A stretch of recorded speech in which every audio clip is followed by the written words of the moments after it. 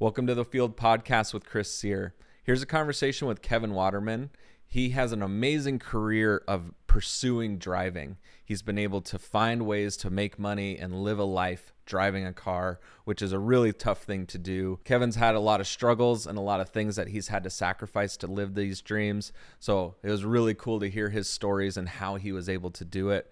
If you've ever wanted to be a race car driver, this is the podcast you need to listen to. Join us for a conversation with Kevin. And I appreciate you being on the podcast. I'm happy to be here. Thank you. So the goal of the conversation today, Kevin, is to highlight your experience and learn from you about the world of stunt driving and really how you navigated your life up to this point and got here. So okay. Is that all right? That sounds good. We'll do the best we can. So for me, I like to think about the actual start of someone's career, and that really starts when you're a child, right? So you were born and raised in rural Maine, it sounds like. Yes, yeah, in a little town called New Gloucester, between Portland and Lewiston, Auburn. We had one blinking yellow light in the whole town, and no grocery store, nothing. It was a very small town feel, and my upbringing was, what you would expect. I was outside all the time. At a very early age, getting into whatever mischief. Didn't have lots of screens at that point, right? No, sir. Not at all. What was your favorite thing to do when you were a kid? Was there fishing or hunting or hiking or all of it? No, actually, it's funny. From as early as I can remember, everything was car related, or at least it had to have wheels and or an engine. Didn't necessarily have to have both, like bicycles or something like that. My dad had a tractor that I was very excited about at a very young age. Yeah. So I was always super fascinated with anything that moved and that I could manipulate its movement. Okay. Mm-hmm. So bicycles and... Yeah. So what kind of tractor was it? Do you remember? I do actually. It was a Kubota tractor. I don't remember the size or anything, but I do remember that it was odd because it articulated in the middle versus, traditional steering, which I thought was super weird. Maybe I'm making that up now that I'm thinking about it. The way your memory. Yeah, but we'll have to look that up and see if that actually exists or if that's something that I fabricated over the years. But I do know it was a Kubota because I remember it was orange. Nice. And orange was a very... it was a color that resonated with me at a young age as well. Right. Okay. What was with orange? Why did orange? As I'm sure you can relate, and most kids at the time, I'm mid 40s. So back at that time, one of the most influential TV shows was The Dukes of Hazzard. And so any kid that was into cars at all at the time was watching that show every Friday night. And I was one of them.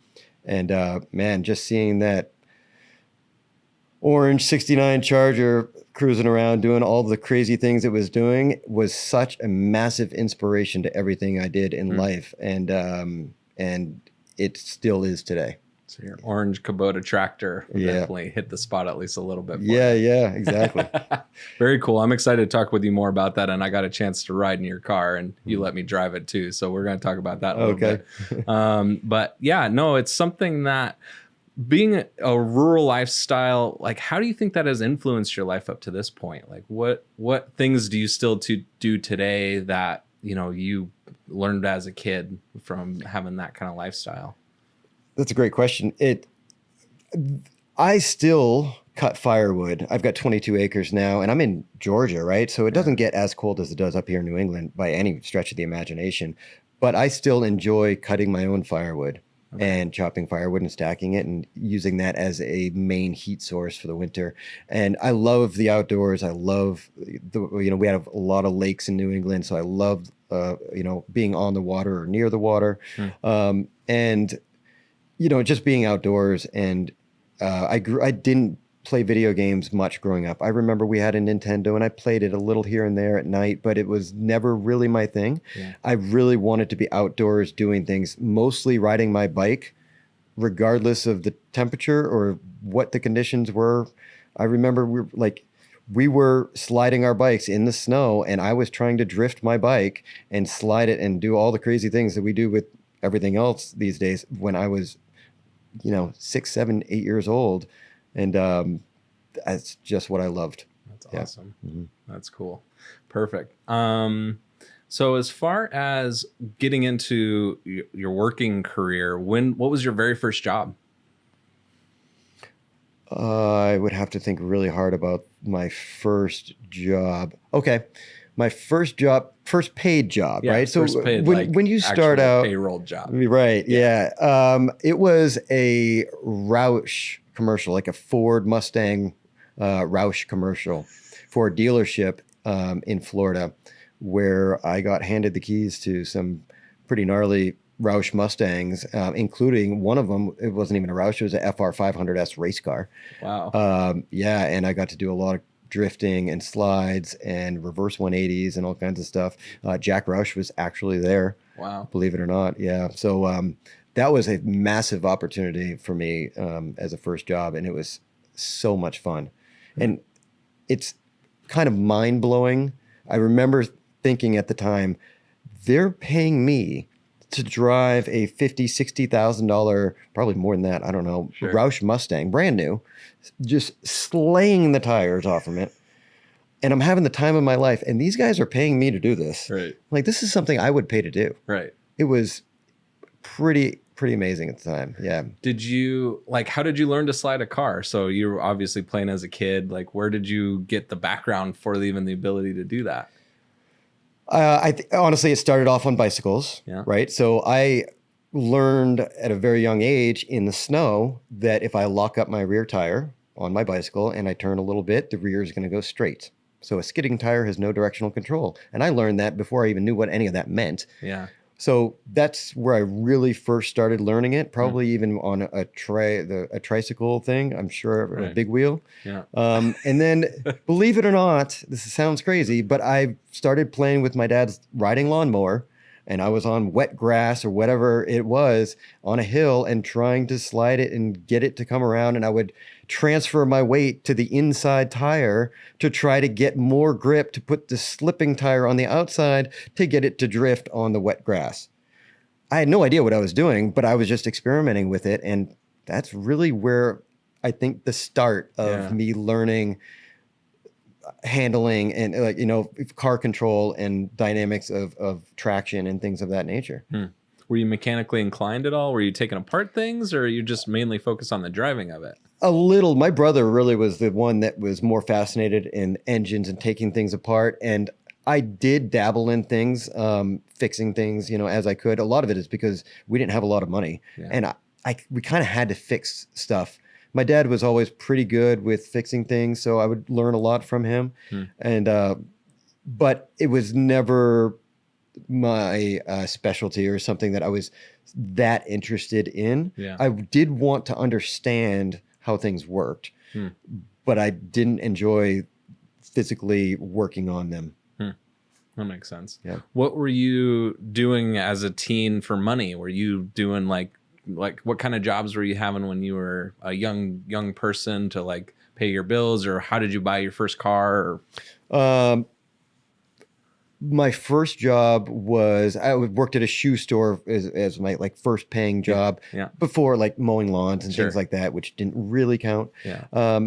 Shortly after that, I got a job at a Volkswagen dealership, working as a service advisor, service writer, which was my introduction to cars and understanding how things work and being able to diagnose cars and learning the terminology and those types of things. Yeah. I knew from day one, whatever I was going to do in life, it was probably going to be related to automobiles in some fashion. That's cool. It's good to know that was your passion. Was there anything ever at any point when you were in that age that might have pulled your attention? Was there anything else that you almost could have done, like a path? If you think back to your teen years, if I would have done this, I could have had a much different life. Sure. I went to school for radio and video production and broadcasting. Oh, really? And I thought, something along that line. I was always interested in photography, and I kind of had a natural instinct for it, but I enjoyed it, right? It's something I enjoyed, and it was fun, and I liked to film things, but it wasn't anything that really captured my soul. And so going to school for it, it was like, it didn't feel right. And I always felt like there was something else that I wanted to do that I didn't know what it was. Yeah. I really didn't know what it was that I was going to do with my life. But whatever it was that I wanted to do, I wanted to be passionate about it and love it and enjoy it more than radio and video production, for example. Yeah. So when you're in that service writer job, what were some of the lessons that you learned in that job? Was there some big lessons that you had, or any big mistakes that you had, or anything like that? Certainly. I mean, the communication was a big one, and understanding what some things meant. Like there was one good example. A friend of mine worked there, and I remember that she wanted alloy wheels. She had a Volkswagen Golf, and she wanted alloy wheels for the Golf, and she had these steel wheels that looked terrible or whatever. And I would talk to the used car sales manager, and he told me that I thought he said, if you take you can grab the wheels off one of the used cars, whatever, and swap them out. Just make sure they have good tires. It's fine. It's not going to, affect anything. And so we did one day. We swapped the wheels and tires over from one of the used cars to her vehicle. Didn't think anything of it until a couple of days later, where her airbags went off on their own, which doesn't happen, for the record. But she claimed that the airbags just went off mysteriously on their own. I'm like, Kristen, what really happened? And she told me, well, I may have hit a pothole. I'm like, was it a pothole? She's like, well, it may have been a curb. And I'm like, okay, this is starting to make sense. Well, we had to fix the car, and then other people got involved, and they saw the wheels on the car were not the same ones that were on it before. And the manager came to me and said, hey, did you swap these wheels out with a used car? I'm like, yeah, I got the permission from the used car manager. And they went and talked to him, and he came back and said, no, I said you could swap them out with one of the lease turn-in vehicles. And I'm like, oh, whoops. So at that time, they were like, they thought I was trying to steal from the company. I'm like, no, I'm sorry. It was a big misunderstanding. I didn't know it was a lease turn-in. I thought it was a used car. And so it was a whole thing. So communication is super important in everything we do. And that was a hard lesson. I didn't get fired over it, but it was... you didn't benefit, luckily, so it's pretty obvious to see you probably didn't have ill intent. But right, exactly, yes, yeah. If it was your aunt or your grandma, maybe they'd be a little more, was he up to something? But right, exactly. Some old lady you're trying to help that doesn't know how to drive, obviously. So how long did you have that job? Do you remember? For quite a while. So I started off at a Volkswagen dealership in Maine, and I got an opportunity to move to South or Central Florida to work at an Audi dealership there. And I opened up one of the Audi dealerships. It was at the time one of the biggest in the country. Oh, wow. And I saw it as an opportunity just to be somewhere else. That winter in Maine, it was -20 or colder every day when I went to start my car for a week. And I was like, I can't do this anymore. I need to experience something else. I need to get out of here. And I after a few years working at that dealership, I transitioned to this Audi dealership, same job, but in Florida, and did that for a couple of years, and eventually moved to a different Volkswagen dealership, relocated in Florida. So I ended up doing the service writer job for a total of about 10 years. Oh, wow. Which was rough. Yeah. It's very stressful. Yeah. I worked probably 70 hours a week. Right. And it was not an enjoyable job. I learned a lot from it, but I didn't particularly love it at the time. Yeah. What could you boil down one or two really big lessons from 10 years in that kind of job? Communication is incredibly important, and understanding what it is that somebody is asking and being able to communicate. So what happens is, like, if a customer comes in and says, this is what's going on with my car, you need to ask the right questions to understand what it is, to almost pre-diagnose it. But it's really just relaying that information so that the technician doesn't waste time and knows what they're looking for. And being able to understand vehicles and cars and knowing when somebody's saying something, what it means. Yeah. And then being able to relay from the technician to the customer what is wrong with their car and what that particular part may do and the risks of not repairing it, for example. So it's but really all of it, there's a lot of knowledge that went into it and learning all of that. But the communication part of it, I think, is probably the most valuable thing that I got from working as a service writer.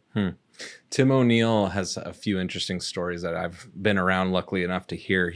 Women come to him and ask him how to like get through a service department, and talking to the service writer is always a nerve-wracking part. Yeah. And Tim's biggest piece of advice was always, women like to tell the story and then get to the point. He's like, get to the point. You know, ultimately, like, my tire is flat. Not, I was driving down the road and there was a squirrel and I missed it and I almost hit the cat and then the dog and then there was a person that pulled out and I stopped hard, and like it was like 45 sentences later is I have a flat tire, right? Like was the biggest thing that he has seen, and I've just seen him tell this story over and over again as like a good way to coach someone interacting with a service writer. And that's what you said, right? You just need to figure out what the point is and communicate that to your team. Yeah, it's important to ask the right questions as well. Right. And find out what it is that they actually are in for and what they need. Right. Interesting. Sure. So when was the break? When did the transition happen into the first job on the dealership and getting to drive the Mustang? Okay, so let me go back in my little brain here. I'm running off about 2 brain cells today because of today is day 4 of Team O'Neill Rally School, and it was pretty gnarly conditions out there. We were jumping back and forth between vehicles. From snow, now it's mud and rain. Oh yeah, there were still ice spots and stuff. It was So sorry. Let's go back. Good. So we would have to fast forward to, I was working at the 3rd dealership. So this is the last part of working as a service writer. I was in the Orlando area at the time. And I was in a relationship with a girl. I'm not going to bore you with all of that. But the key part of that was that I didn't want to be a service writer anymore. Okay. It was super stressful. It's not what I wanted to do. And I really knew at that point that I don't want to be 80 years old looking back at my life, wondering what I could have been or what I could have done. And I don't want to be stressed out. I don't want to work 70 hours a week in a job that I dislike, regardless of how much money I may or may not have made. I don't enjoy it. And that is a long time to work at something you don't like. It's not healthy. Right. So I made a decision that I want to pursue something that I was passionate about. Okay. And I had a conversation with her, and she was like, well, what is it that you really want to do? And I'm like, I've thought about it a lot. And I'm like, I really want to be a stunt driver. It's something that it interested me at a very young age before I even knew what stunt driving was, right? And I did a little ice racing and different types of motorsports and stuff growing up, and I picked it up very well. I did great at it with no training at all. But things came to me pretty easily. And so I said, I think this is something I would really be good at and I would enjoy. And she didn't exactly support the idea. She was like, well, how do you be a stunt driver? You have to, maybe you do that on the side, but you have to have a real job. And I'm like, do you? Do you have to have a real job? Because, somebody's getting paid to do this somewhere. Yeah. Just a big risk. It is. It's a big risk. And so we split up. She didn't support the idea. We parted ways. And I went to stunt driving school. And after going to that stunt driving school, like the first day, I realized right away that this is what I was born to do. And they actually kind of told me that as well. They're like, you have a gift. This is what you need to do and you're born to do. So they actually they asked me to become an instructor for their school shortly after I took the class. Wow. And that is what actually got me the job eventually for this Roush Mustang commercial. Awesome. Was through that school. Team O'Neill has recruited some of our students as well. That's been a way for us to find good talent. So Absolutely. That's awesome that you had that opportunity. And what was the timeline from taking that first class to getting that job? It's hard to say, but it's probably in the 6-month range. Okay, I'd say. so less than a year. Yeah. Yeah, it kind of all started falling into place. Yeah, and during that time frame, I was working at the dealership and I was doing a little stuff with the stunt driving team at this time. And I also I saw a billboard on the highway every day as I drove to the Volkswagen dealership. And it said Lights, Motors, Action, Extreme Stunt Show, Disney, MGM Studios at the time. And it was a picture of a red car jumping through a flame. And I was like, what the heck is this? And of course, I did a search and found the stunt driving show at Disney. And I was like, this is what I'm going to do. I'm going to work here. And I said this to myself every single day.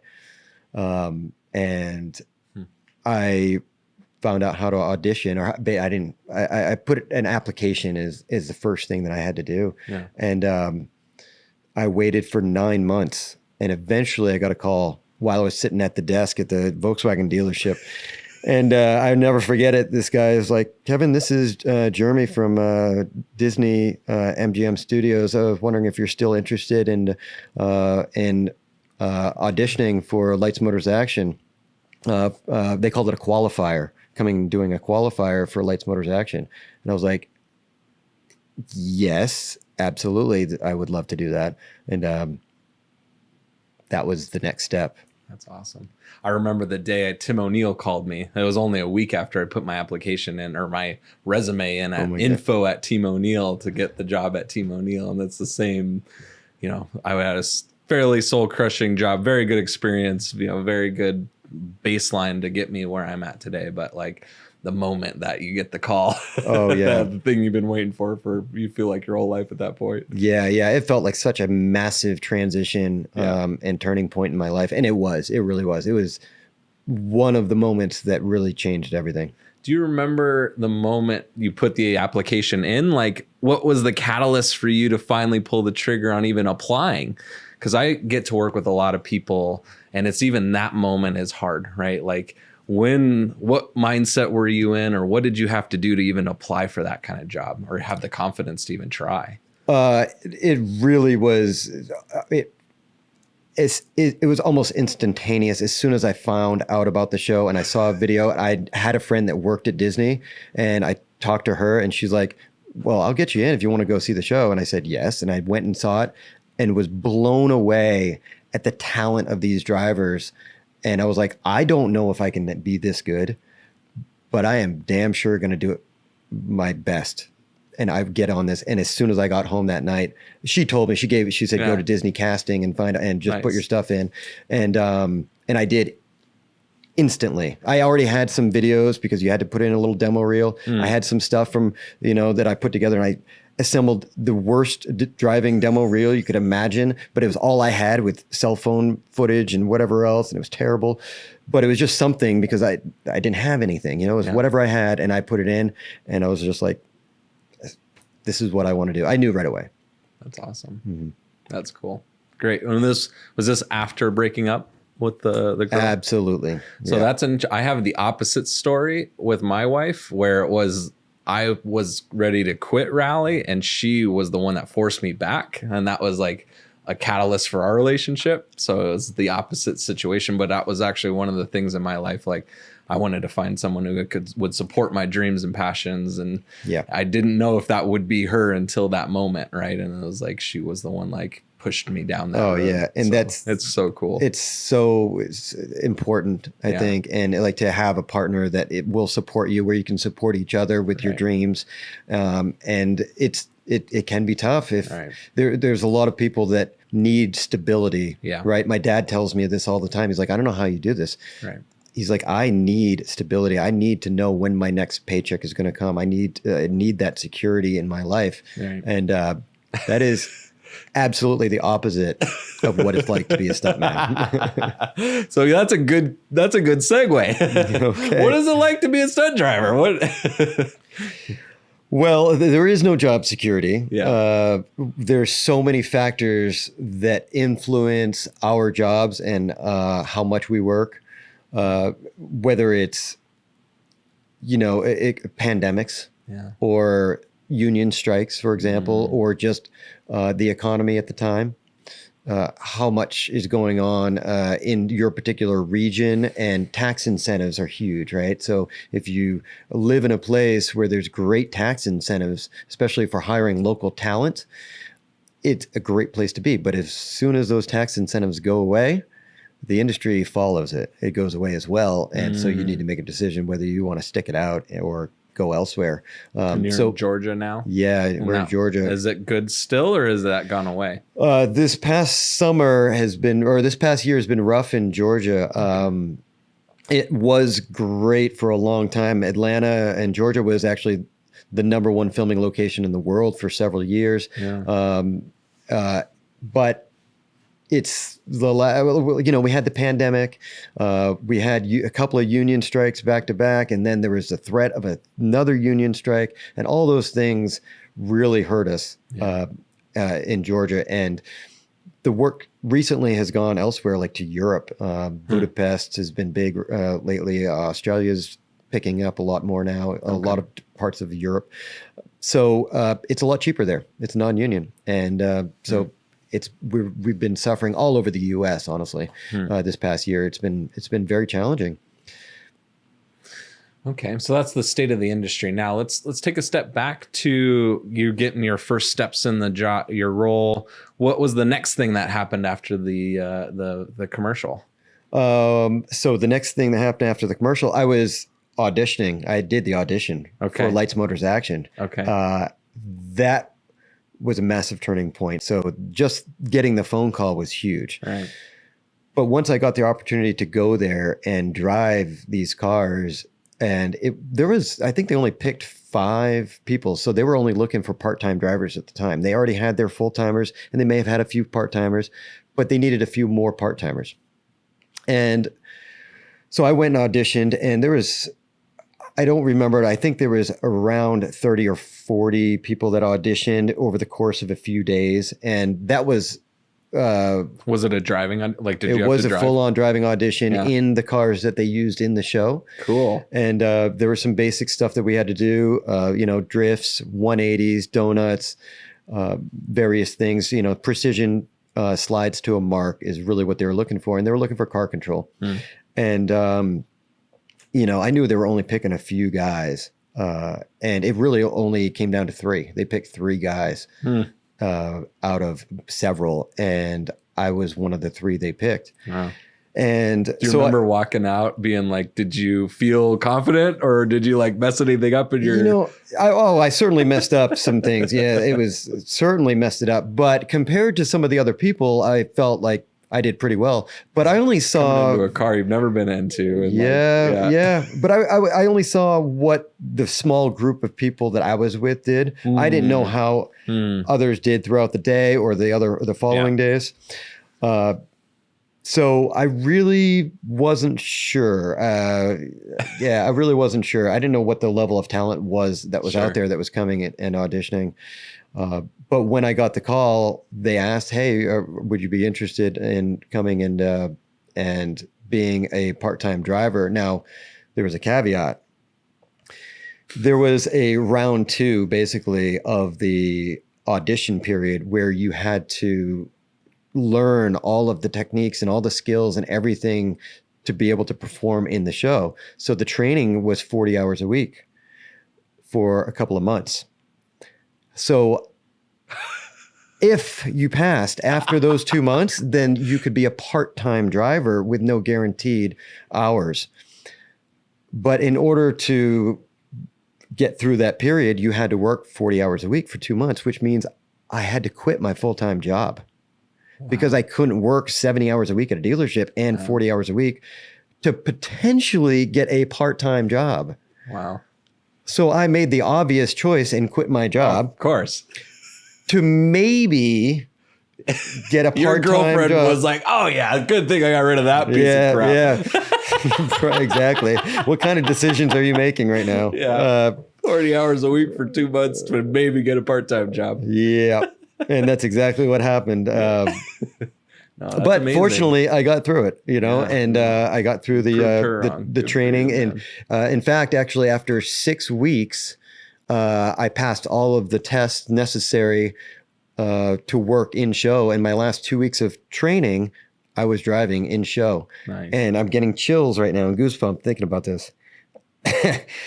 Because I remember the feeling the first time I was getting paid. I'm getting emotional. This is weird. That's awesome.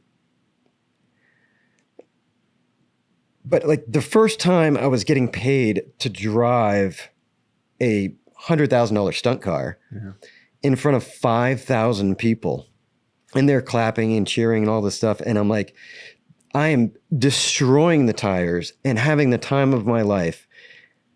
And they're paying me to do this. I would pay a lot of money to be in that seat. But they're paying me. And I'm like, what is wrong with these people to pay me to do this thing? But I'm like, I am loving it. And I'm like, I will, I will never work another day in my life because I'm getting paid to do what I love. And that feeling is, I wish everyone could feel that. Right. No, and that's what the goal of this podcast for me is, to capture this moment, because there's so many risks that you took to get there. And I've seen it too many times where people aren't willing to take the chance. And you take those chances and you still fail, right? And like those are still the things that you did to get lucky and still got to that point. But like, people won't even give themselves the chance to be in that position, and they get to 80 years old and they don't get, they just look back at their life and they were an accountant, bookkeeper, whatever it was. And like, always wish they would have done the thing. Right? Yeah. I certainly, I get it all the time from friends, high school friends that I grew up with and stuff. They're like, you're so lucky that you get to do what you love. And I'm like, it's not about luck. It's not about luck. It's about just having the right mindset and having the tenacity and just being stubborn and saying nothing is going to get my way. Nothing's going to stop me. This is what I want to do. So that's actually one of the questions I like to ask is, people probably say you're lucky. What are the things that are the behind the scenes part that isn't luck, right? And you said tenacity, hard work. Yeah. What's the part of the job of being a stunt driver that isn't as glamorous? Like, what are the things that the realities of the job that aren't the quite most exciting pieces? Well, we already talked about lack of security and stability as far as financially, right? Especially early on in your career. There's so many sacrifices. That's really the big thing, is sacrifices.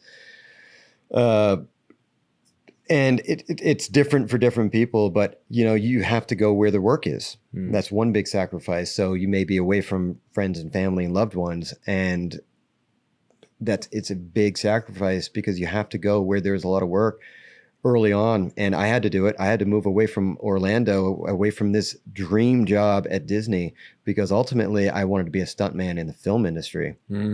And that is a whole nother level than working for Disney, because that stunt show we all knew was not going to be there forever. And it wasn't, and it didn't, it's gone. Right. And we all saw it was coming. And so there was a lot of talk of like, what are we going to do when Lights, Motors, Action, we called it LMA. What are we going to do when LMA goes away? And several of us got ahead of the curve and moved to a destination location, a film location, to try to pursue stunts in the film industry, which is really the goal. Everyone's goal is to work on these massive car movies and be able to see yourself on the big screen. And that is a massive goal, and it takes a long time. It takes a lot of sacrifice. What timeline was that about? Do you remember when you made the move? I do. It was February of 2011 is when I moved to New Orleans to pursue it in the film industry. Okay. So I had already been at Lights, Motors, Action for 5 years before I moved to New Orleans. And it was a very tough move. I was in a relationship with a girl at the time, a different girl now, and she was the opposite. She was very, very supportive. But she knew, having met me, she met me, she knew that this was my goal. This was my passion. This is what I wanted to do. So she was super supportive. And so much so that wasn't her career path. New Orleans wasn't a great place for her. And it was one of those things where, I think it was Winnie the Pooh that says, if you love it, let it free. And if it comes back, it was meant to be. Yeah. I didn't come back. But we had this understanding that, at least it was supportive. And it was, I love you so much, I'm going to let you go and do what it is that you're meant to do. And we ultimately, she supported me and I supported her, but we had different paths. And I needed to go to New Orleans to pursue my career. And that's really what I wanted to do. So again, it comes back to sacrifice, right? And it's like, is this what I want to do? And then, it's trying to find that first job or those first few jobs. Like, why are they going to trust me to be a stunt driver on a film set when I get paid as a SAG union stunt driver the same as a guy that's been doing it for 20 years? Why are they going to trust me to be in this car? So that was very, very hard. And that's the hardest part, getting into, the career and it to be a stuntman. Or a stunt performer, it's getting those first few jobs are very hard. Some people get lucky and they just happen to be the right size to double an actor. Okay. Or they just happen to have the right skill set specifically, but it's usually that's the exception to the rule. Okay. Yeah. What was your break, I guess, do you feel? Was there a certain moment, a certain person? Like, what was that turning point once you got to New Orleans? So I started living off a credit card in New Orleans because I was taught early on that you need to be available for every opportunity, whether it's networking or hustling or a possible job opportunity. Also training, because within training comes networking, and you never know who you're going to meet. And it's all about who you know. So a lot of our work comes from referral from other stunt performers or coordinators. Okay. And you may just happen to be the right size or the look or the right talent that they're looking for. So I ended up deciding I was told that I needed to go to a different stunt driving school, because Lights, Motors, Action was not that well known in the film industry because it was a live show.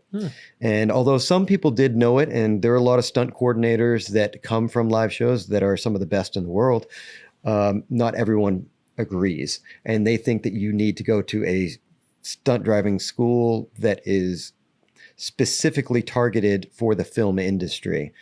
So I went to the Motion Picture Driving Clinic in California. We all referred to it as Rick Siemens at the time. He was the creator. He was the guy behind it.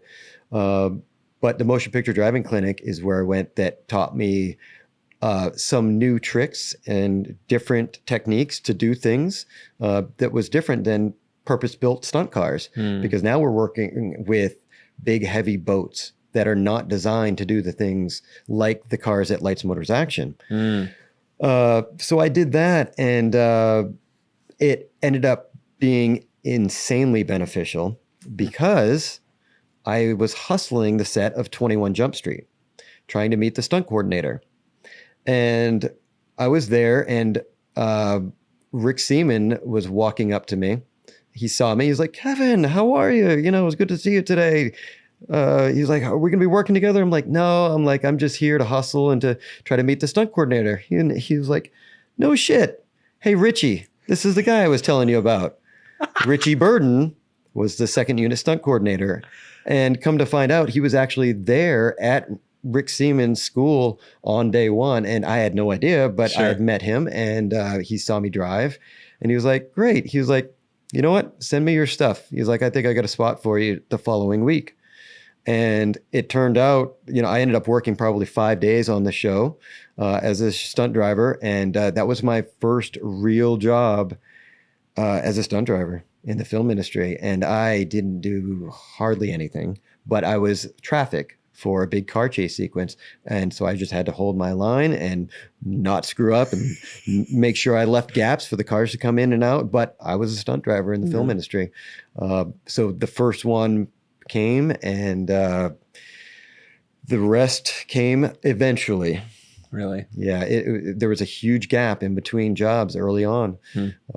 But, like I said, I lived off a credit card because I wanted to be available for every single opportunity that came. And I didn't want to have a full-time job.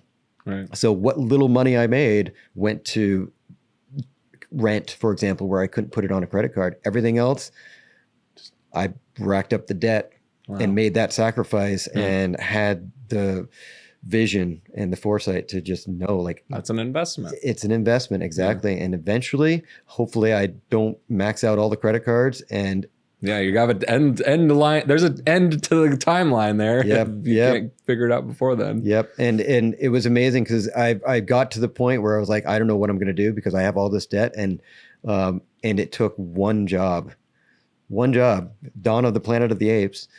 I doubled Gary Oldman, and that one job, I was debt free. And it just took that one. And it was just the commitment of not wanting to give up and just sticking through it. And it was very tough for about the first year. Did you have, so what little money you made, how did you make the little money you made to pay rent? The little money at first, I did extra work at the very beginning, but I got a job at NOLA Motorsports Park, and it was mud at the time. And I went there and I was like, holy crap, there's a racetrack in my backyard. It was 15 minutes from where I lived. And I went there. They had a what do you call it? A job fair. Yeah. And I went and I got a job as a corner worker for the kart racing track. And the kart track wasn't even done yet. I was there doing what I told them I want to do, whatever has to be done. I wanted to get my foot in the door early on. And I painted the curbing and stuff like that. And I did whatever they needed to be to get done. And I started working as a corner worker. And eventually I worked as a corner worker on the road race course once they got that done. And then I started training, and they knew that my passion for driving and cars, and they knew I had some racing experience growing up. Yeah. And I started training as a driving instructor at NOLA Motorsports Park, and I became the lead driving instructor there. And started doing a bunch of different stuff, and became a instructor for NASA HPDE, for the Porsche Club of America, Extreme Experience, which is the exotic driving experience that came, among other organizations. And so I got a lot of seat time, and again, got paid to drive cars on a racetrack at very high rates of speed. And I learned a lot. You're like Shrek.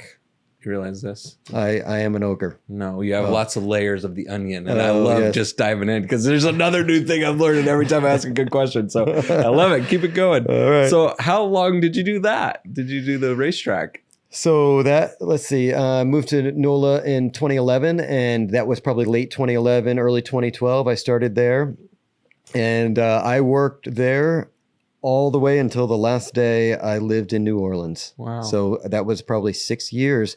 Having said that, I still worked at Lights Motors Action part-time, probably 3 times a year. I would get back just during the holidays. So I would make the 11-hour drive back to Orlando to work at Lights Motors Action.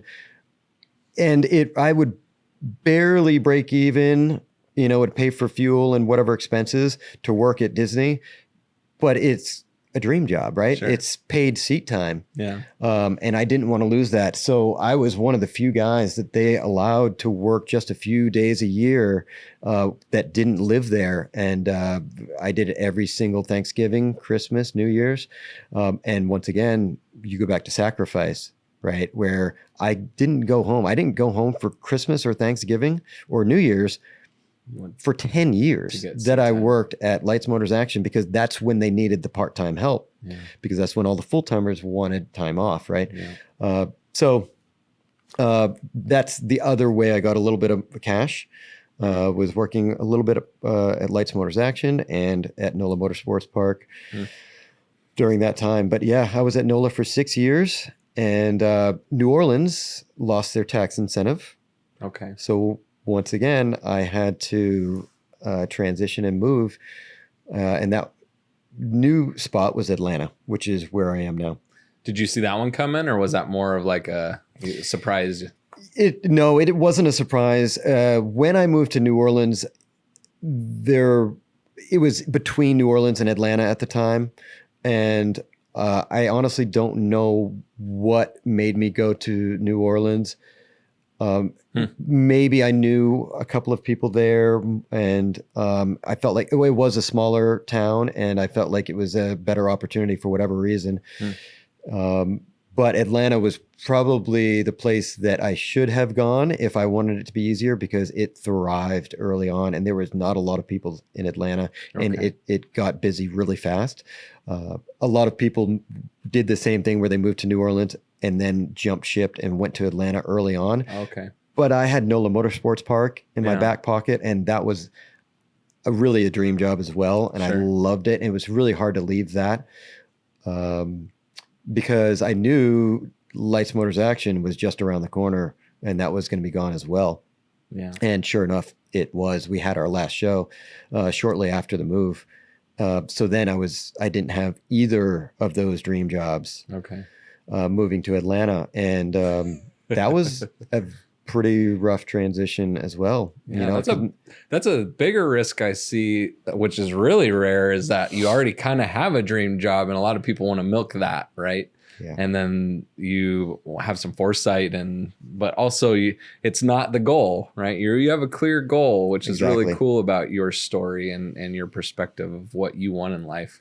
So that's a lot of people have a hard time defining what they want, right? They have general terms, or they want to be a teacher, a doctor, a lawyer, a stay-at-home parent, or whatever it is, but they don't like hyper boil down what that means, and so it's hard to define if you're successful.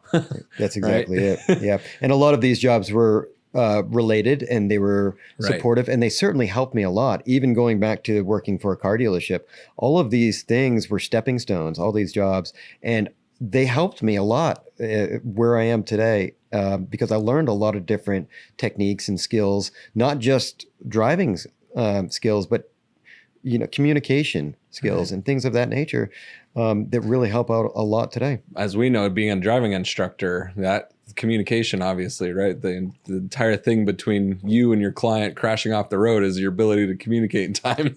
Yeah. So absolutely. And learning your client, and learning that different people have different learning skills, and the way they learn, and what they need to hear. And absolutely. Yeah. Were you outside the car instruction, or were you right seat instruction? I did both. Yeah. Yeah, absolutely. Yeah, both. And the right seat stuff was got a little old on the racetrack. It was different if it was for like somebody who had their own car, if it was for a high performance driver education, HPDE. Yeah. Right. That I enjoyed more, because it was people that really wanted to learn the art and the craft and the fundamentals of driving fast on a racetrack. And they had their own cars typically, so it was their car. They were a little bit more comfortable with it. What got more tricky was riding right seat for the exotic car experiences, because those are just experiences for people. And first time they've ever pushed a gas pedal on a Ferrari. Yeah, exactly. And I'm in a lap belt with a helmet with somebody I met 30 seconds ago, and now we're going out onto a racetrack in a 500 plus horsepower, $250,000 car. And at NOLA Motorsports Park, the front straightaway is insanely long. Oh, really? And then it's a hard braking zone. And I was doing 160 miles an hour with somebody that I had met just a few minutes prior. And that is pretty terrifying. Do you have any incidents? I had a couple of close calls. Okay. One in particular made me decide this is not something that I want to continue doing for $15 an hour or whatever the heck it was at the time. And I remember like it was yesterday, I was in a Porsche GT3. It was lap 3. So I'd already gone through 2.5 laps with this gentleman, and he was doing fairly well. And so typically on the 3rd lap, I will start saying a little bit less, and letting them have fun and enjoy it, and just coaching them through certain parts of the track. And in this one particular sweeper, he decided to go full send halfway through the corner. And I, to this day, can't figure out why. But he went full throttle, and I ended up having to grab the wheel to save us because he was. We got into a really big oversteer situation, and we were heading for a guardrail, and it would not have been fun. And we stayed on track, looking at the guardrail, not down the track. Certainly, yeah. And but for whatever reason, he decided to go full throttle. We went off track. We pitted. We went off into the pits, and I talked to him, and I was like, "What made you decide to do that?" He's like, "I have no idea." I was like, "Okay." And so then I started thinking, I'm like, you know what? I don't know what people are going through. I don't know what drugs they may be on, what's going on in their lives or whatever. And it's like, it wasn't too long after that, an instructor actually was killed riding right seat in a supercar experience. Yeah. I remember that. And he's actually the one that first hired me to be a right seat instructor for supercar experience. That was a Ferrari, right? It was a Lamborghini. Yeah, and he was in the right seat. And that was a different program than the one that I was instructing for at the time. Okay. But it was kind of a wake-up call. The industry had a big wake-up call, I think, after that. Yeah, I remember we actually talked about it at the school as well, and that's part of kind of why we don't do experiences and we do long training cycles, 5 days, rally schools. We get to know the client. We know what's going on. We start in 100 horsepower Ford Fiestas. Exactly. Like, there's a whole different protocol that we go through at Team O'Neill because of some of that lessons from that. Yeah, that's exactly right. Yeah, and sorry it was your friend, man. Yeah, thank you. Yeah, it was a wake-up call. I will say, the one part that I miss more than anything about driving for the supercars is being the thrill ride driver. That's cool. Because it was my home track, and this was an organization that went from tracks all over the country. Right. And so I was one of their thrill ride drivers. So it goes back to getting paid to doing what you love. And now I'm getting paid to drive Ferraris, Lamborghinis, McLarens, GTRs, Z06s, GT3s around a racetrack. And the point is to make the person scream next to you. Oh yeah, that was pretty amazing. Yeah. That's pretty cool. Mm-hmm. Awesome. So now we're moved to Atlanta. Yes. And what timeline is this about? So that's going to be January 2019. Okay. I actually want to take a quick step back. I want to hear how you got the part with Gary Oldman, and was that in New Orleans? New Orleans. Yes. How did you get that part? How did that come about? That was through a really good friend of mine, Chelsea Brulin, hired me. She was the assistant stunt coordinator at the time. And I just happened to be the right size, and I was in the right place. And it goes back to who you know. Yeah. And we were friends, and she was like, I think that you'd be a good double for Gary Oldman. He's kind of slender and same height and everything. And man, once they put the wig on me and the facial hair, I was a pretty spot on double for Gary.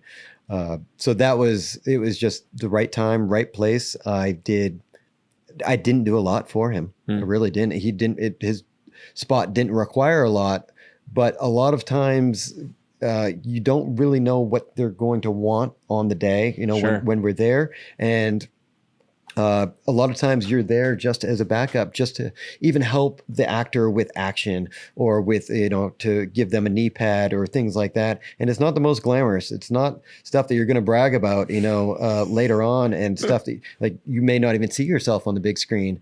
And so a lot of times you'll my parents will ask, "Oh, hey, what did you do on Planet of the Apes?" And I'm like, "I didn't do a damn thing.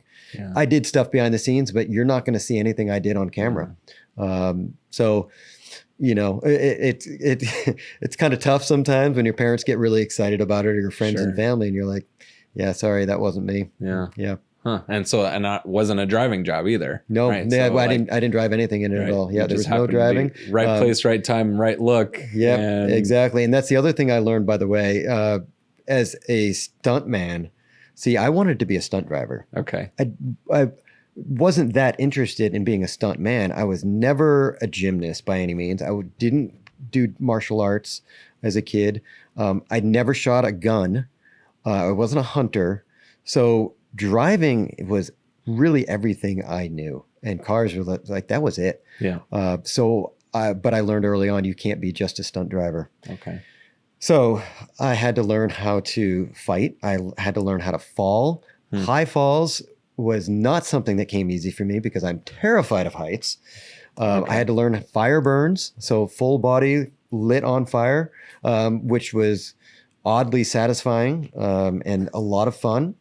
So there's certain things that I did take well to. I really like, shooting pistols and things like that. So, but I was not a fan of fighting or falling or things that a lot of people are great at. Was never a great gymnast.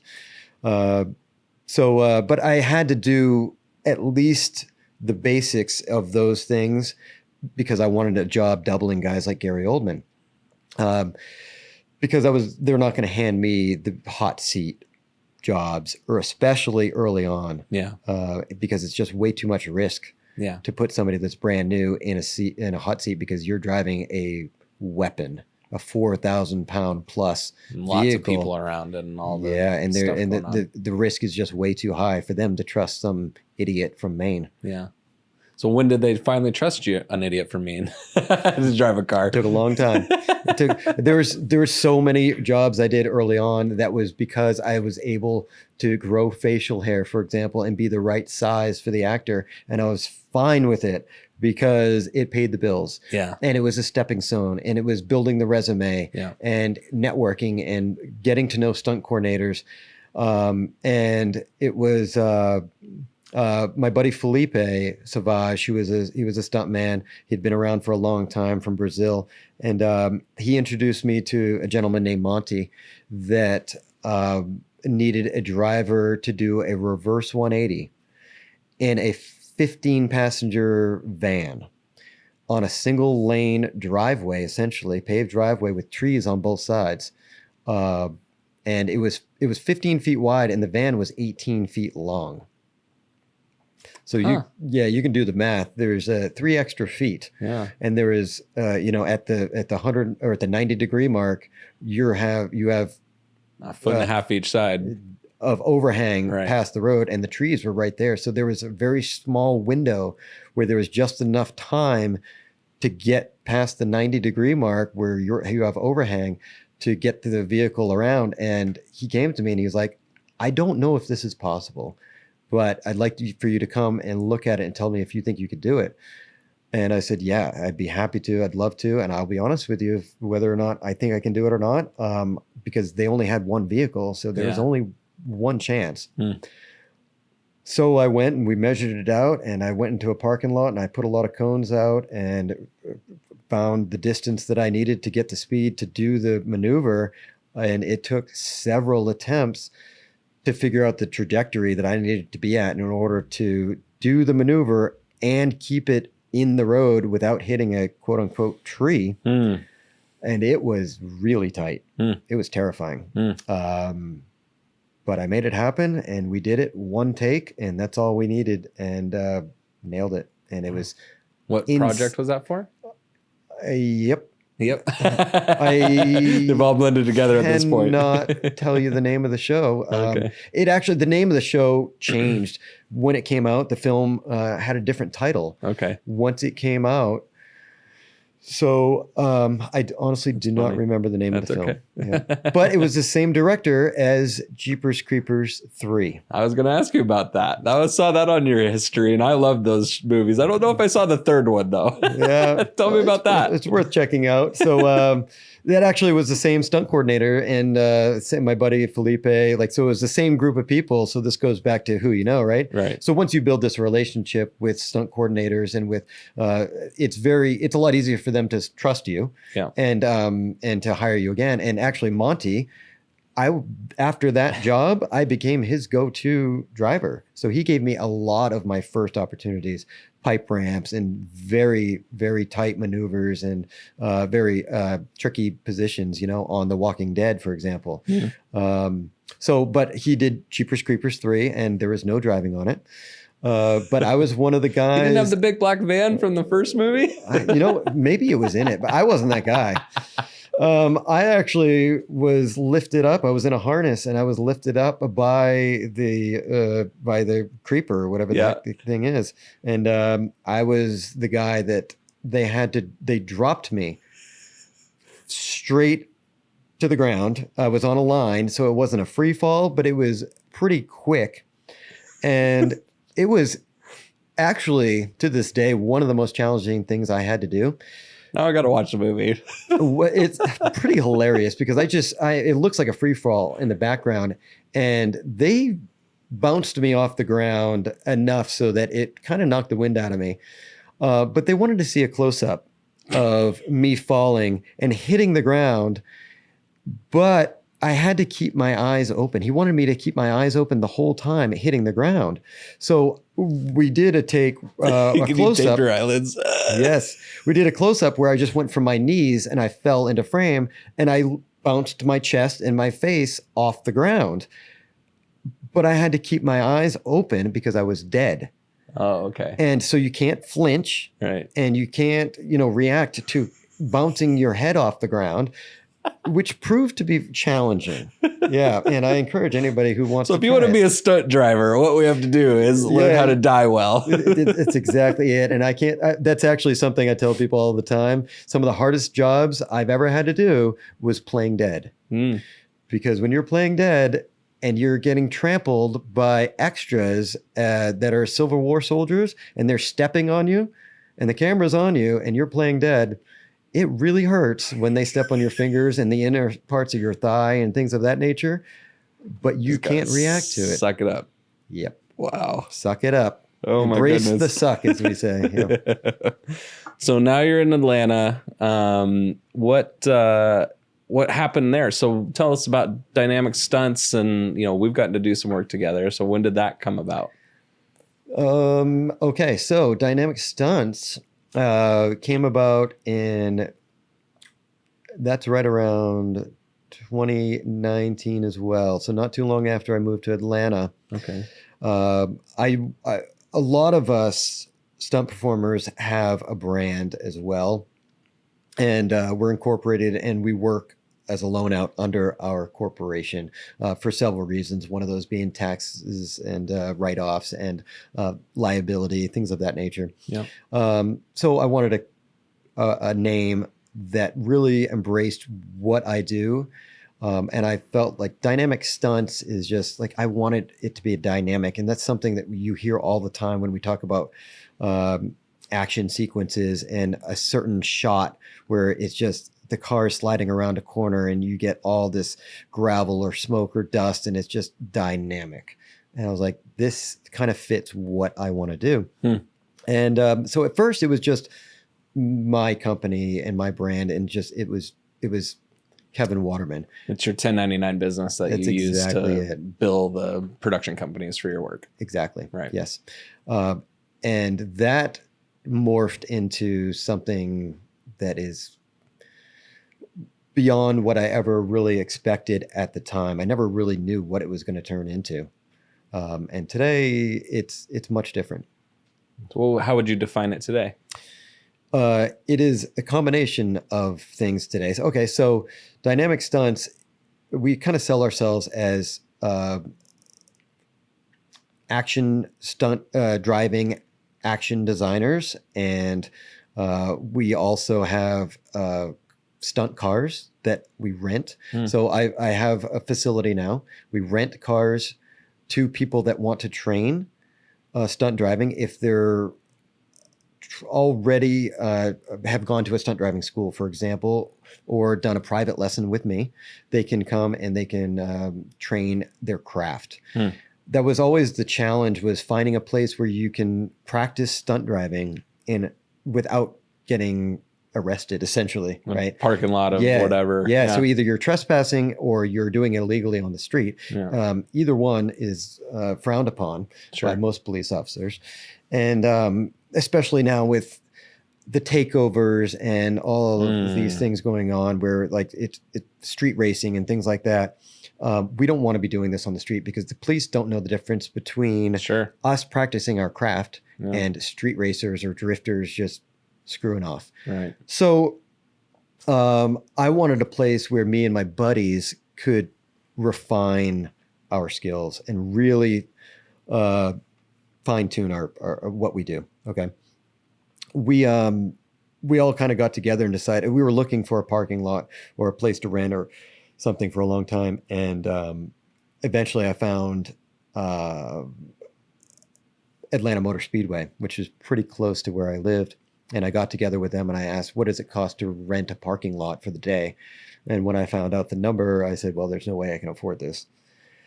So they said, well, what is it that you're looking? What's the ideal scenario? And I said, well, ideally, I'd have a shop where I could work on cars because we're going to need to fix stuff as we break them, and have a place where we can drive as well. So they actually put a package together for me. And I got together with a few friends and I said, hey, listen, here's what they're suggesting. Here's the price. Here's how much I would need everyone to contribute in order to make this worthwhile. So it like, doesn't come out of my pocket, but I need a commitment from a certain amount of people because I can't afford this. It's way more than my mortgage. Right. Right. And so if several people agreed to it. And so I said, all right, screw it. Let's do this. I really want a place where we can just take it to another level. Yeah. And so I signed the lease, and that was in February of 2020. Which, if everyone thinks back to February of 2020, they can also think back of what else happened. You have a lot of roads available to practice stunt driving on for a few months there. Yeah, you did have a lot of people to worry about. There's also a lot of cops with not a lot to do. So, so COVID happened in February of 2020, and the film industry shut down about 2 weeks after I signed my lease. Oh my gosh. Unfortunately, I still had a lease, Right. but I didn't have work anymore. Yeah. Because the film industry was the only job I had. That's the only thing I had coming in. So I had a lot of time to drive, and there was a lot of time because the Speedway at that point, they had nothing going on either. Sure. So we got a lot of opportunities to work on cars and to drive. And it was great for the first few months. But then the film industry wasn't coming back right away, and things were slow, and everyone was terrified because they were running out of money. So there was a lot of people that committed to paying their portion to drive with us, that really their funds are drying up. Yeah, they just, their funds ran out and they just couldn't justify spending the money. And I don't blame them. Sure. I really don't. And it's not their fault. It's just, that's just the way it was. Unfortunately, I still had to pay for the lease. So it was pretty rough for that year. And I debated really hard on whether I was going to re-sign the lease for the following year.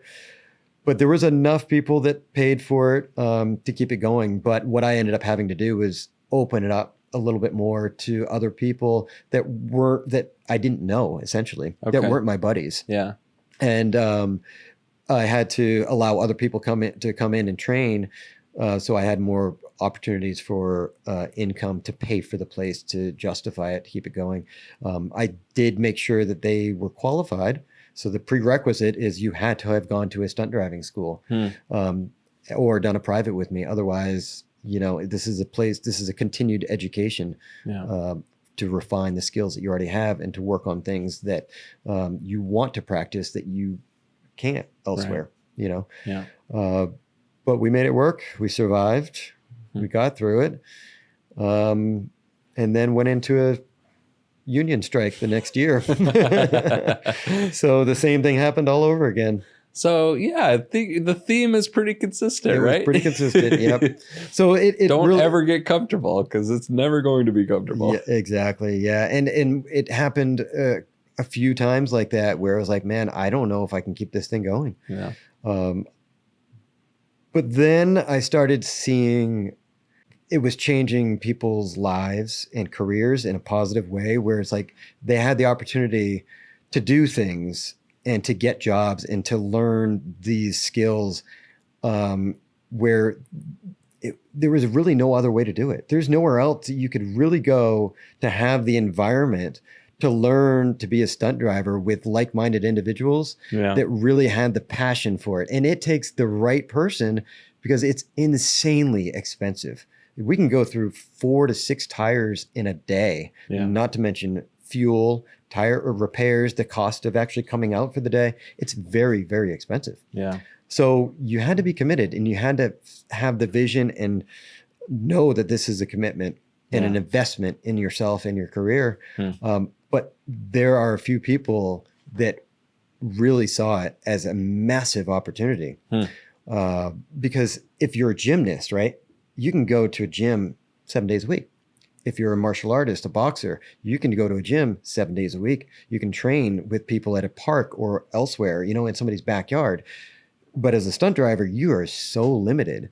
So they started seeing this as such a massive opportunity. That's cool. To refine their skills, and it's amazing to see how far somebody can come if they drive every day for a year. You know, like once a day, a week, once a week for a year. It's mind-boggling. It's all like about shooting seat guns time. or being a high performance anything. And like, it's funny because we've gotten to interact with this with people in Team O'Neill.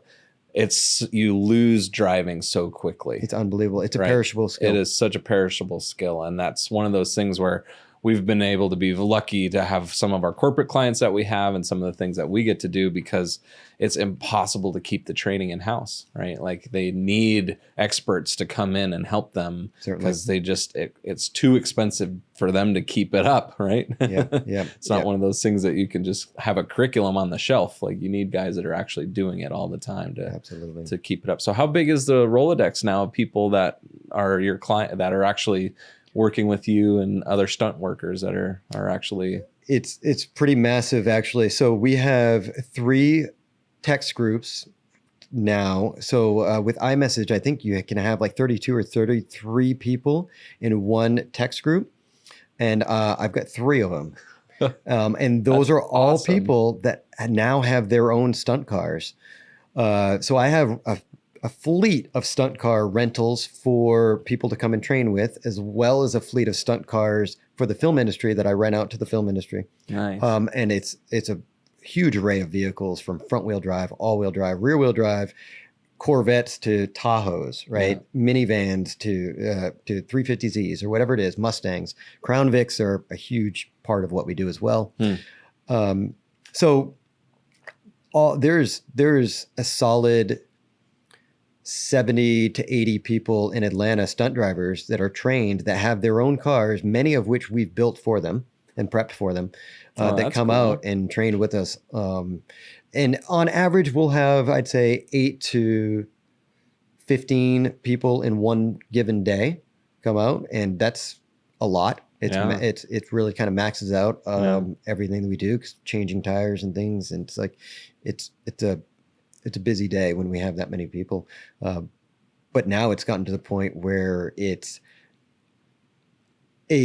almost an equal part of my time is dedicated to training people or making the training space available for people and changing tires and prepping and whatever it is. That's a massive part of my life now. So is it profitable at least? Is there some money in there for you? It's a little, the expenses are so huge. There's not a lot of money in it, and I'm not doing it for the money at all. It's really like, I'm happy if my expenses are covered and some of my time. But it's allowed me to build my skill set exponentially. I mean, I'm able to just always push the envelope and take it to another level. The next point is that I tell everybody that comes and trains with us, I'm like, you not only need to drive multiple vehicles, but you can't just drive on asphalt or on wet downs, because there's a lot of times we're driving off-road, we're driving in mud, fields, gravel, a combination of things. So you need to know how to drive vehicles in all conditions, mud and snow and everything else. So I told him, I'm like, Team O'Neill is the place to go. Growing up in Maine, I knew of Team O'Neill. I didn't have the money to go at the time, but I was like, this is the place that everyone talks about in New England as the go-to premier facility to learn to drive off-road. Yeah. So I was like, obviously this is where you go. Right. I knew about it in Colorado. Like there wasn't much rally, anything for schools or training. So I knew about Team O'Neill for a long time, and I wanted to be there as a student because my vision of race car drivers is that you like be a part of a team and like they support you to become a driver. It's like, okay, that's not the reality of how any of this works, right? You just got to figure out a way to pay for it yourself. Yeah. Or your parents had enough money to pay for you to be on a team. Like, right. Yeah. If you're one of those lucky ones. Yeah. But otherwise it's like, if just got to pay for it yourself. If you can somehow figure out how to make it pay for itself, or if you can make enough money on the side or doing other things to pay for all of the things, you've got it made. But don't expect to be making a lot of money from the racing. Cool thing, right? Yeah. Like the dream job and doing something cool like that versus probably could make a lot more money if you were the accountant banker guy, but certainly your soul will be crushed. 80 hours a week. Grow your business, grow your YouTube channel or whatever else it is to fund the race team. Right. Yeah, that's one way to do it. How do you keep going when times get tough? Like you've had all of these struggles and ups and downs, and like what pushes you through those down times? I got paid to do what I love. I cannot go back to doing anything else. Yeah. So it's knowing that you're going to get through it. There's going to be high times. There's going to be low times. It's being smart with your money and finances and saving money for when things get rough, and having a side hustle. And for me now, it wasn't the plan, but it turned into the side hustle, having the place for people to come and train and then do private lessons. And then we've actually done some corporate events as well, experiences for people where we do ride-alongs, which is so unique. Where else can you go to ride along with stunt drivers where they chase each other and do all these crazy maneuvers and stuff? It's super unique. Yeah. And so it's actually come to us, like people have come to us and said, hey, can we do this thing and bring our company out, and you guys, show them a few things, let them try, a couple of stuff. So we'll teach them a 90 or a 180 and they have the time of their lives. And then we, sling them around on the asphalt. So it's seeing opportunities, right?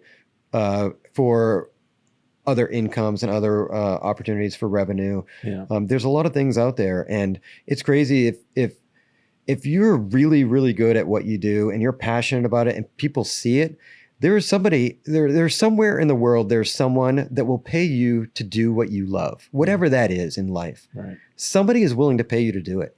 I agree with that. And the caveat always is you have to be willing to take the chance to go for it. Right? Absolutely. And that's the hardest part that most people still like. You have to take the comfort of needing your health care paid for, your mortgage, or like getting rid of the car payment, like the things that you get, these creature comforts or anchors in your life that you're not willing to let go of. And it's like, those are more important than your dream, you know, and ultimately a lot of people give up on their dreams because of those things. It happens all the time, and it's sad. And it's one of the things that I tell a lot of young people as well that are trying to figure out what it is that they want to do in their life. And I'm like, it may not come easy. You're going to have to make some insanely hard decisions, really hard sacrifices. You're going to be broke.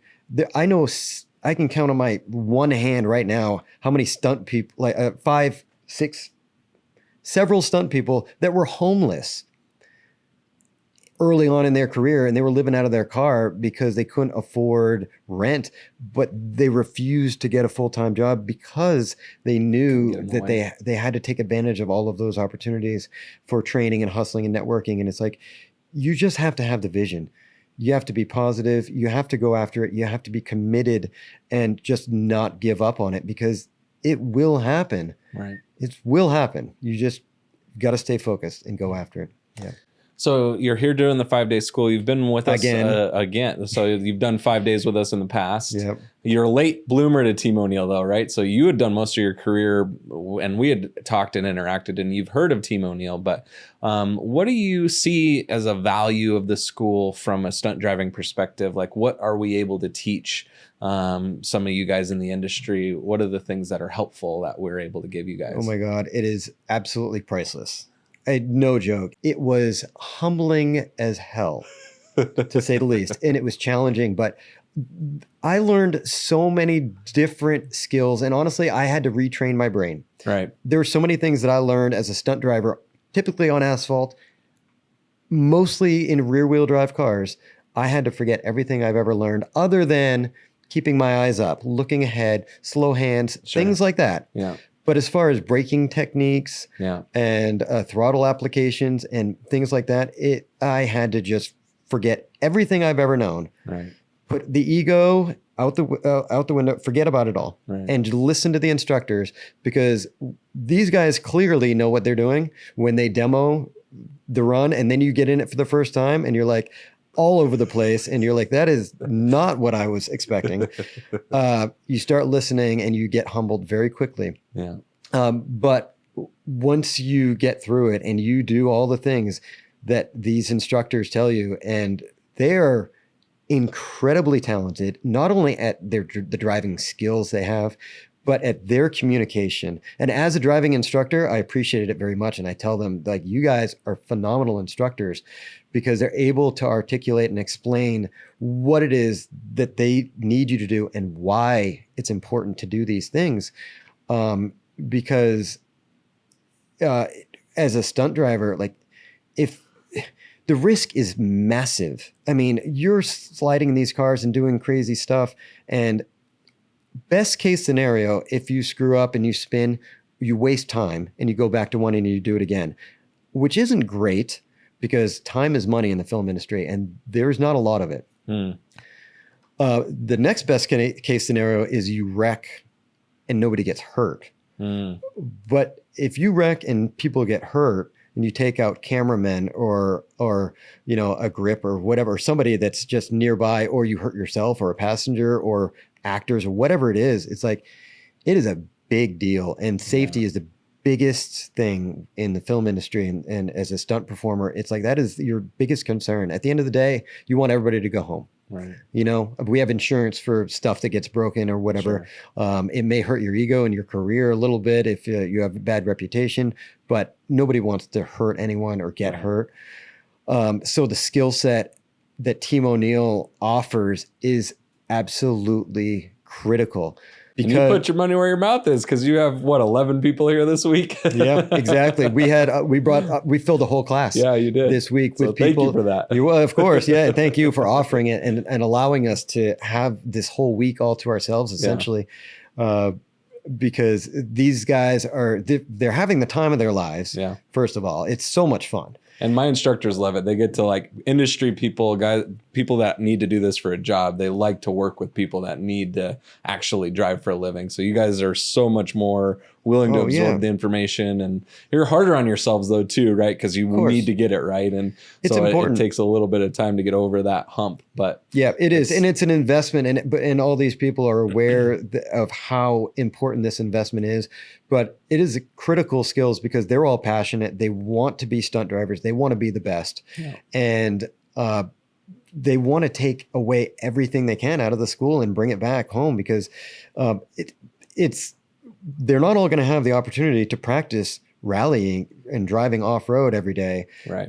So they need to take as much as they can back with them. And I'm telling them all, it's like, listen, it's so much better this week for me, having done it last year. The second time around, it's so much easier. Things are coming back, and I'm able to utilize the skills I've learned. And it's like, I think you need to take it twice. Two 5-day schools. Yeah. Now I'm finally getting it, and I'm feeling successful. I'm feeling like it makes sense, and I'm not frustrated at the end of the day. And it is so much fun. Right. So satisfying. Yeah, and that's such a cool part of what Tim O'Neill did with the dynamic of the curriculum. The instruction's all the same. Dynamic. Right? Yes, dynamic. But you coming back doing the same skill can do it in a slightly different way, and the instructors are dynamic enough to sit with a student that's a more advanced level student and have a different program, and then they switch another student and they're back to the same Like it is such a cool thing that Tim was been able to build there. And that's why I love working here and being a part of Team O'Neill. It's just trying to honor everything that we have as a foundation. And our guys are just as passionate about training themselves. And we always tweak our curriculum and let's try this here or say that there. And like the words and the cadence and everything, they're constantly nitpicking all that stuff. So yeah, I'm glad you get to see it as someone that's been around a long time and have also coached people, and you can appreciate that. I really do. As an instructor, I really appreciate the curriculum and how the instructors treat the students, and you know, it's such a great atmosphere, and it's such a great environment for learning. Awesome. Regardless if you want to do it just as an experience, right? You know, if it's certainly going to help your driving skills on the street, and it could easily save your life. I mean, no joke. It could save your life. Right. It's going to teach you how to be a better driver. But it's also a boatload of fun, and it's humbling. It's like it's going to it is a bucket list thing for somebody who just wants to do it. Just say, you know what, I went to rally school, man, and who knows, like what opportunities could come from it, and you never know. How has been this week with a group of people you know? Is it the dynamic in the course at all different, or was it the same kind of experience for you as the last time? Oh, it's different now, bringing a group of people that most of them have much less experience stunt driving than the three of us. Yeah.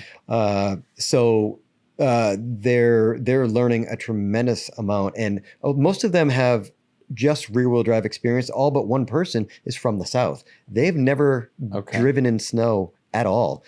And this week they drove in a lot of it along with slush and mud, and they've seen everything. Yep. And they're very humbled, and they're having the time of their lives. But I'm actually really impressed with these group, because they're killing it. They really are. It's like, it's pretty amazing to see how far they can go, the progression from day 1 and 2, which can be tough and it's challenging. And it's like, you come out of it and you're like, man, it could be frustrating because it's not easy. But then you see day 3 and into day 4, and it's like, all of a sudden things start to click. Yeah. And all these foundations that we help build so that we can get on the road loops and get them.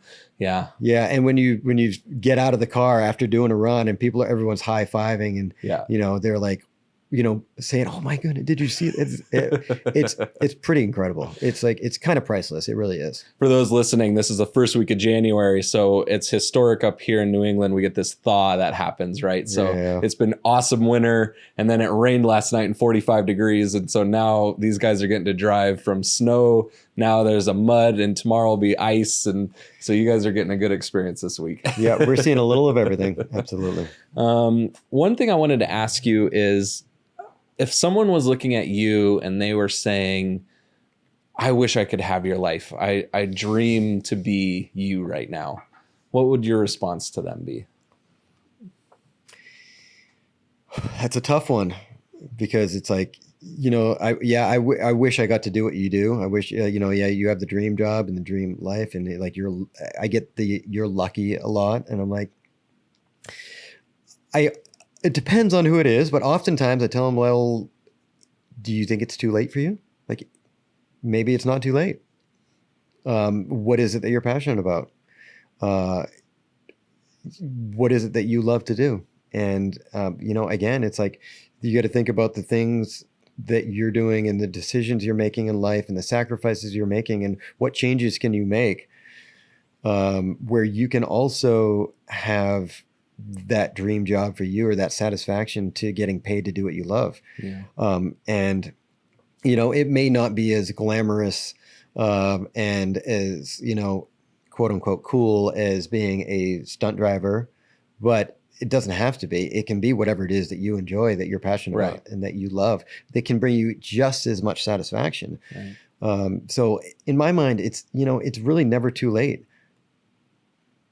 Go for it. Do it. Yeah, I don't know if you've had this experience, but I've had the same thing happen a lot, where people say I'm lucky, and I try to go through like the why, and it's like this glaze over thing happens, and they're not really interested in hearing that part of it, right? They're the struggle and sacrifice. So I just say thank you now. Like I've spent less time trying to like coach people through that. Yeah. Because I want as many people to experience all the awesome joy that I've had, and that becomes with pain and sacrifice and struggle and all the other things that, you know, a lot of these people don't want to hear about on the other side of the coin. So that was a part of my goal with this podcast, is be able to give people who want to hear these stories and spend the time and effort to try to idolize people that have had a good experience in life and realize that it has come with pain and sacrifice and struggle, right? You know, all these Instagram overnight success stories, every one of them has 20 years of sacrifice and struggle, right? Like, Certainly. and people don't appreciate that part of it, right? So like I'm trying to highlight more of those stories. Yeah, they often don't hear that part of it, Right. and they don't want to hear it, or they Most don't have the people don't want to opportunity. hear about it in my experience. Yeah. But hopefully we'll find more people out there as we do more of these. Thank you for being here. Thank you for being on the podcast. We love looking forward to your adventures. How can people follow you? Yeah, we do have a website, dynamicstunts.com. Okay. Instagram and Facebook, we are at Dynamic Stunts. And thank you for having me. It's been a pleasure. Look forward to working with you more. Thank you. Thanks.